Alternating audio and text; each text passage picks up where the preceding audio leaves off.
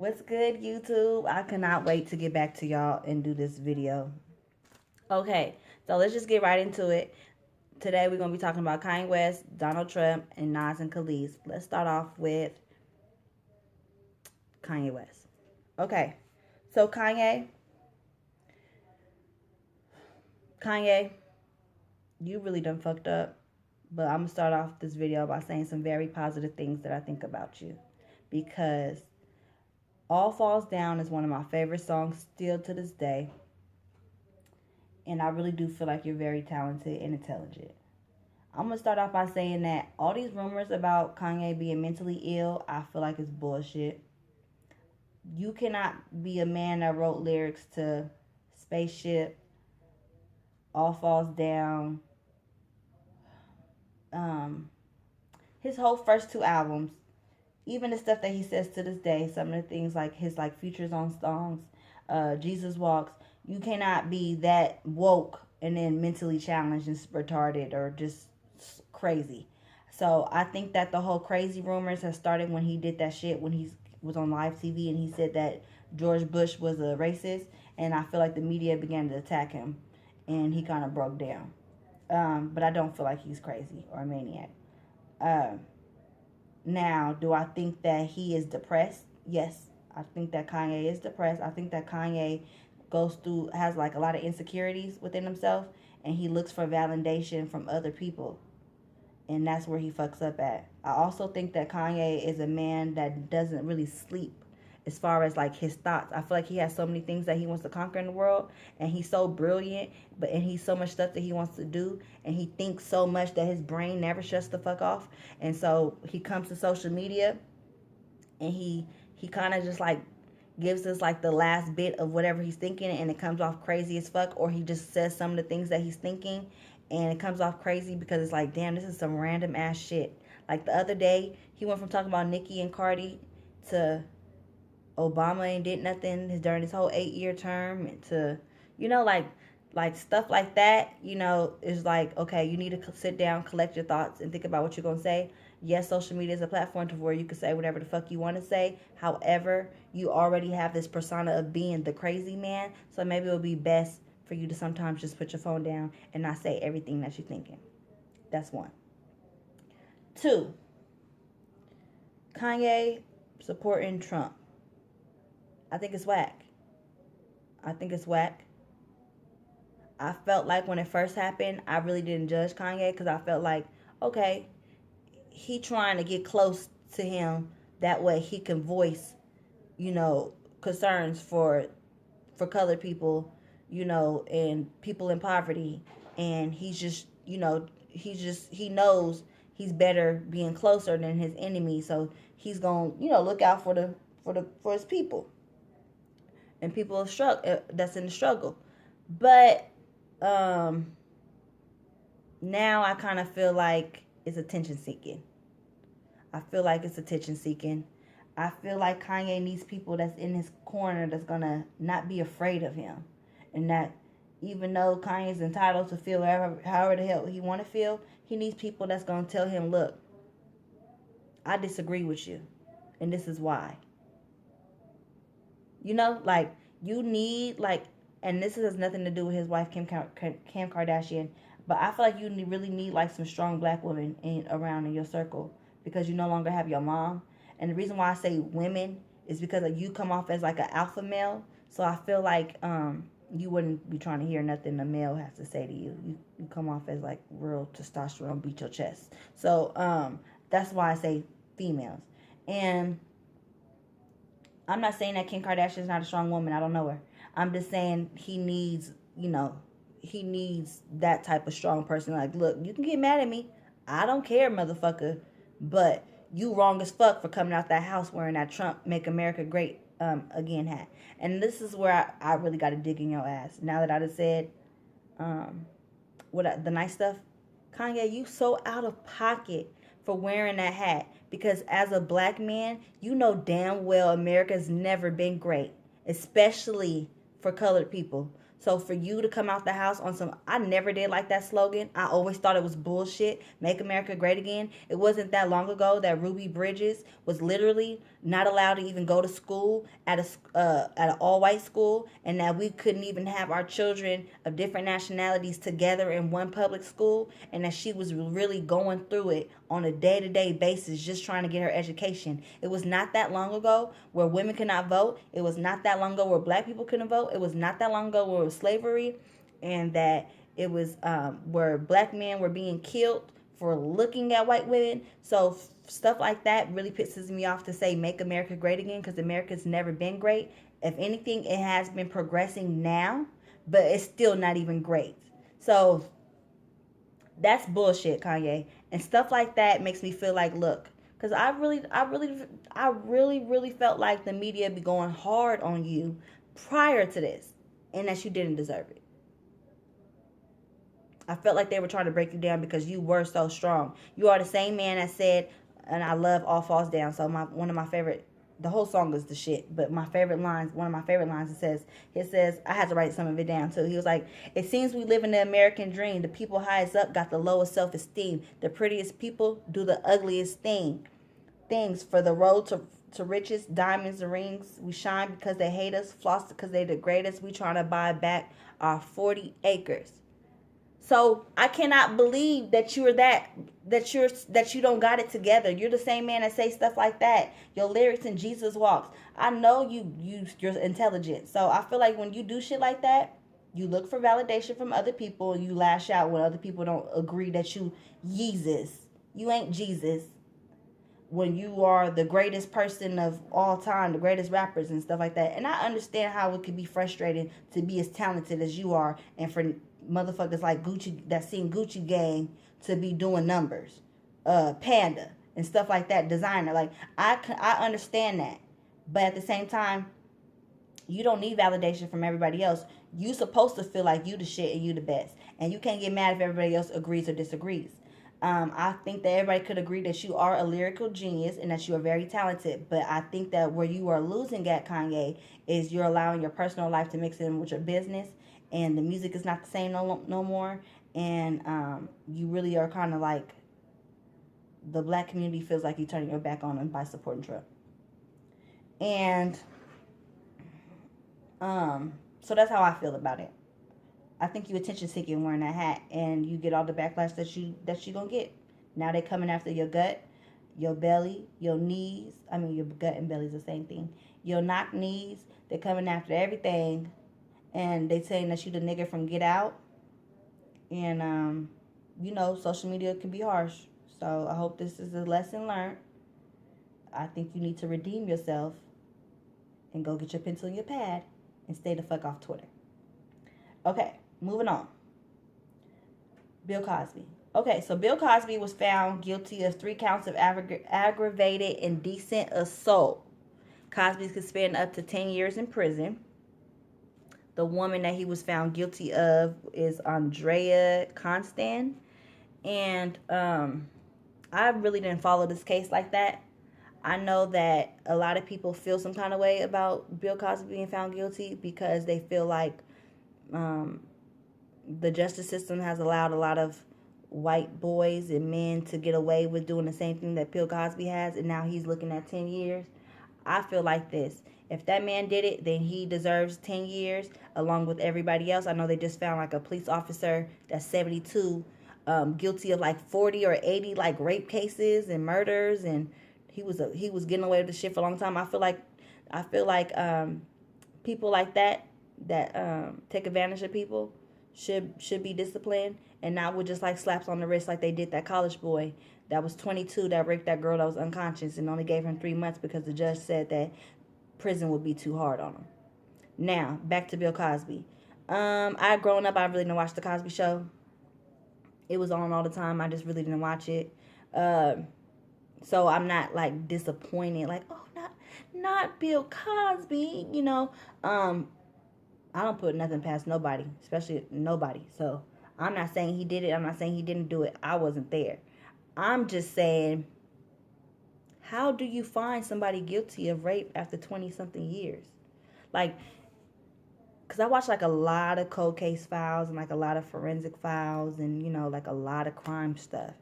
And I know usually like when they bust people after that long, they have like some kind of evidence, like, you know, like maybe like at the time the girl did go to the police and then the DNA matches, or which I know it was no DNA, or like they talked to people that was in the hotel for long years and they got a witness that recalls seeing them two together that night, or what else they be doing? You know, they just be having stuff like, you know, the victim kept the shirt that was ripped and his fingernail. You know, like, what's the evidence? Like, how do you find somebody guilty after 20 years of sexual assault? Is it his word against hers? Is like, was it in the hands of the jury to decide? Because I personally feel like it needs to be an evidence case. Like I said, I'm not a Cosby fan, so don't think that I'm very biased in this situation. I'm just saying, talk to your kids, because ain't no way in hell that somebody should be assaulted and 20-something years go by before you say something. And I'm not shaming you, because I was molested when I was younger, and I didn't say nothing the first time or the second time. You know what I mean? But I eventually did say something. It didn't take me 20-something years. And I feel like as a parent, it's very, very important to talk to your kids and to tell your kids, like, look, this type of behavior is unacceptable. If a man wants you to come sit in his lap, or wants to kiss you, or show you his private parts, or wants you to show him his, or you know what I mean? Like, that's weird. I tell my son now, he's about to be 7, I tell him, you don't have secrets with grown-ups, because that's what the person who violated me had told me, like, oh, what happens between me and you stays between me and you. I tell my son now, you don't have no secrets with nobody, especially not no grown motherfucker. That's 1. 2, I know some real niggas that they don't even play like that with their own kids.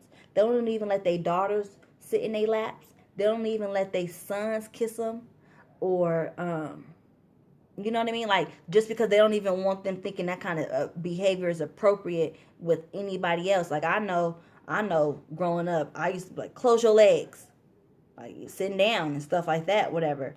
But I will say this, I wasn't like told like I couldn't like embrace men, or like, you know, like, and I was allowed like to sit in like laps, whatever. So when stuff like that was happening to me, it wasn't weird to me at first to be sitting in his lap and then he gets a boner, or to kiss him in his mouth and he put his tongue down my throat. So I think it's very important to talk to your kids, because you got to let them know, like, look, do not be afraid. It's not your fault. You know, some people threaten them too. Like, if you tell someone, I'm going to do this to your mom, I'm going to do this to your dad. So you got to make sure you tell them, like, look, I don't care what they say. You come and tell me. You talk to me. Because even though they say pay attention to your kids, the behavior will change. Sometimes it's not. That's not always the truth. So the open line of communication, like, y'all do this whole Christmas thing. I tell my son that's weird as fuck. Ain't no sitting in no grown man's lap telling him what you want, Santa, what you want for Christmas. That's not happening. So y'all got to stop making stuff like norm and start. And when I said that example about, I know some real niggas that don't do that, I said that to say, like, they don't even play like that. They don't even want their kids thinking not only it's acceptable, but they don't even want to be labeled like that. They don't even want a motherfucker thinking like they even got some type of thing going on with a child, you know? So talk to your children, protect your children. Moving on from Bill Cosby. Now we moving to Nas. Okay, this kind of like really breaks my heart to talk about with Nas and Kelis. So Kelis did an interview yesterday, or the day before yesterday, I've been sick, y'all, with Hollywood Unlocked Jason Lee. And during the interview, Kelis has said that during her marriage with Nas had abused her mentally and physically, and she just never talked about it ever. That was her first time ever talking about it. And a lot of people are backlashing Kelis, saying that she's lying. And a lot of people are backlashing Nas, saying that they're no longer going to support Nas. They can't believe this. They're heartbroken. And I'll admit, I'm very heartbroken. I know a lot of people could say, well, how do you even know if it's true? I'm going to tell you what was said and what made me kind of feel like, okay, Kelis is she's not lying. For one, this happened years ago. Kelis and Nas been divorced for like almost 10 years, if not 10 years. So I feel like, again, we in a society where a lot of people are finding their voice to speak. And I'm with it. I'm with it. I just I feel like it's very therapeutic to talk about things that you've been through that are maybe affecting you in your future relationships or in your relationship with your children or yourself, your mental capacity, whatever.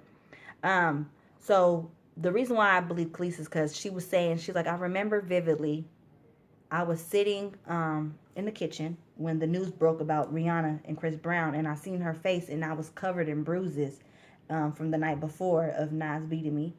And I was thinking, like, do I say something? She's like, I was in my Atlanta house, the house that we shared. I was in the kitchen. She's like, I was just thinking, like, should I say something? Do I say something? Do I not say something? And the reason why I was thinking, like, okay, well, my first thing is, well, what does she got to gain from it? What does she got to gain from talking shit about Nas? I felt like if she wanted to gain something from it, Kelis ain't putting no new music out. It would have been better for her to talk about it back then when she was trying to put out albums to get that type of sympathy from people. This woman cooks now. She's a chef. She writes books. She has a new man. She has a new life and has moved on. So I feel like, okay, for one, she don't got nothing to gain from it. That's one. For two, it probably was best for her to wait because Nas is like, I think so highly of Nas. I adore the fuck out of Nas. Like, Nas to me is like, oh, that's my husband. That's my future husband. So I didn't even really like her when she married him. So you think that how you think fans like me would have felt like if she come out talking about Nas used to beat her ass? We gonna take Nas' side. Bitch, you lying. You just clout chasing. You just trying to tarnish his name. So I feel like at the time, she felt like, you got to understand too, they were that hot couple. A lot of people looked up to them and admired them. So she felt like, she probably felt like it wasn't safe to do so. Not to mention, Nas is bigger than Kelis.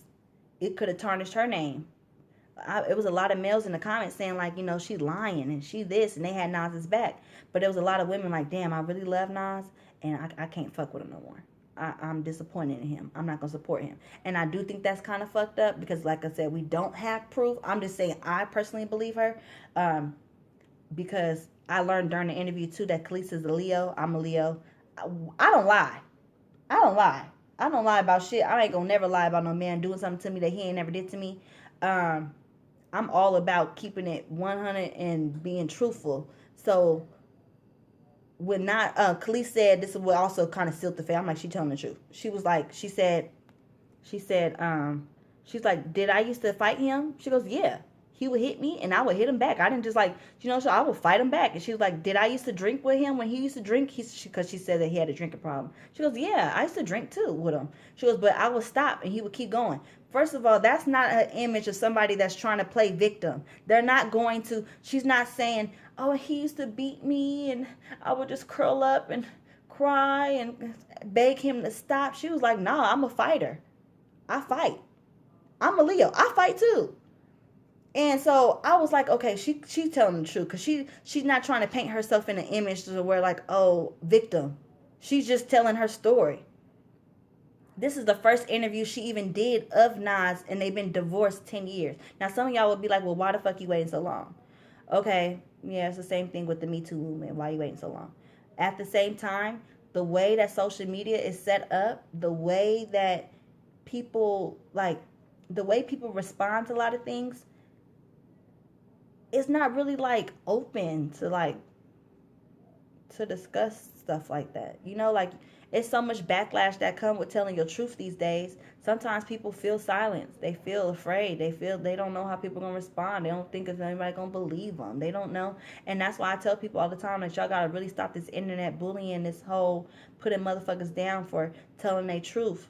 Because that's why our suicide rate is up so high, because social media has gave people all voices to where now they go underneath your comments. I'm sure, I ain't even been on her page, but I'm sure she got some fucked up comments. Bitch, you're lying, and this and that, and Nas should have did this, and he could have brought better. Same thing with Nas. I'm sure his stuff is getting lit up. And stuff like that make people feel like they can't come and talk. Let's say if Kelis ain't the only one. It's another singer that's married to a rapper. If she see her getting dragged for telling her truth, just like Rihanna was dragged too. Like, wait, like stuff like that, you're gonna be like, nah, I can't. I can't say nothing. I can't. You know, I'm not gonna do it. My career would be over. You know.